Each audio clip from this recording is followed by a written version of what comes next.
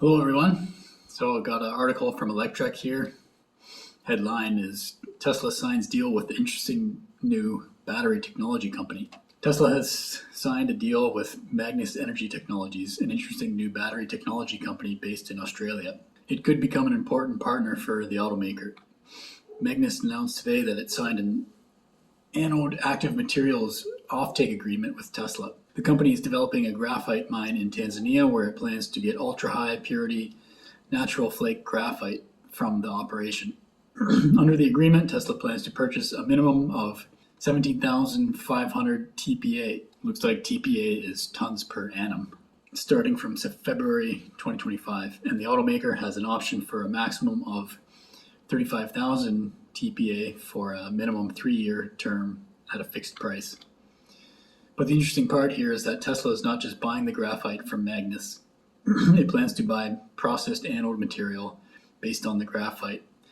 And the deal involved Magnis building a U.S. facility to produce the anode material. The agreement is conditional on Magnis securing a final location for its commercial facility by the 30th of June 2023, producing the anode material from a pilot plant by the 31st of March 2024, commencing production from the commercial anode material facility by the 1st of February 2025, and customer qualification. Magnis describes itself as a vertically integrated lithium-ion battery technology and materials company. Along with its graphite mining project in Tanzania, the company is part of the Imperium 3 New York consortium of companies working to build a lithium-ion battery cell gigafactory in New York. Furthermore, Magnis is also a shareholder and partner with C4V, a New York-based battery cell technology company. All these links to US-based battery projects could prove useful to Tesla, as the automaker is looking to secure a large number of battery cells in order to support its plan to build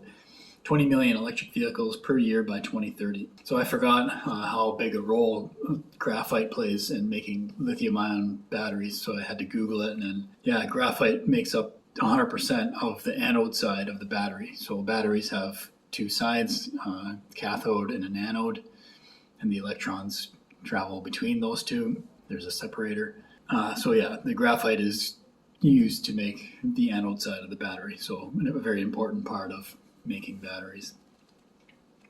So good to see Tesla securing deals for supplies of this, whereas other companies, which I got another article here from Electrek talking about Toyota, so the so-called competition. The headline here is Toyota to begin producing electric SUVs in the US in 2025 as EV demand climbs. A little late to the party, in my opinion, they're Toyota, but better late than never, I guess. So Tesla's busy securing supplies for what they're going to need. And these companies, they see that Tesla is dedicated to electric vehicles and they're going to need these materials. So they're more willing to give better pricing and commit to contracts, whereas a company like Toyota or GM, Ford, traditional automotive makers have not really dedicated and shown that they're going to mass produce vehicles, so it might be harder for them to secure contracts for the materials they need to produce batteries, etc. So let's check out this article. With buyers' preference for zero-emission vehicles soaring, Toyota looks to finally join the movement. Toyota is expected to begin producing electric SUVs in the US in 2025 as it aims to capture a piece of the booming market. Toyota to make US-built electric SUVs from 2025. After falling far behind the industry over the past several years, insisting on a hybrid approach rather than going all in on fully electric vehicles, Toyota has significant ground to make up. Toyota's longtime CEO, Akio Toyoda, has been one of the most outspoken critics of the EV industry. However, to advance change at Toyota, the 66-year-old grandson to the company's founder will pass the baton to Lexus Chief Branding Officer Koji Sato. Sato is tasked with dragging the Japanese automaker out of the past and into the modern electric era, a challenge he seems up to, at least from his recent actions. Set to take the reins on April 1st, 2023, Sato has addressed the situation, claiming Toyota is committed to building better cars through concrete actions and products such as accelerating the shift to electrification, Last week, Sato built on that promise, announcing that the time is right to begin accelerating battery electric vehicle development with a new approach. Yeah, I would say the time was right 5-6 years ago. According to a new report from Nikkei Business, the new approach Sato is referring to may include Toyota manufacturing electric SUVs in the US as early as 2025.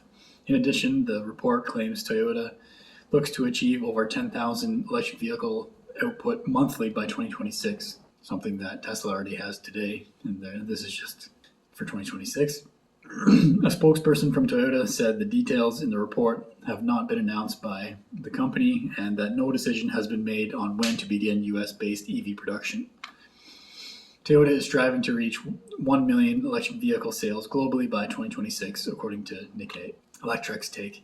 If Toyota is serious about ramping EV production, manufacturing them in the US would be a big step. Toyota has already invested $3.8 billion in a battery plant in North Carolina that's expected to become operational in 2025, allowing for complete production and assembly. So why not? After selling a mere 1,220 units of the first electric SUV, the BZ4X, in the US last year, Toyota could use some help scaling production. Producing electric SUVs in the US would allow Toyota to streamline production and get EVs into customers' hands quicker while avoiding expensive transport fees. Looks like Toyota is finally deciding to turn the ship and head towards electric vehicles after their former CEO was very reluctant to make that change. It's going to be interesting to see if too little too late, or if they can really gear up and start pushing in the EV direction and catch up with the leaders. I think it's going to be a tough go. So that's a couple articles from Electrek, just came out today. My name's Evan Bertrand. This is the Evergreen Channel. Thanks for watching.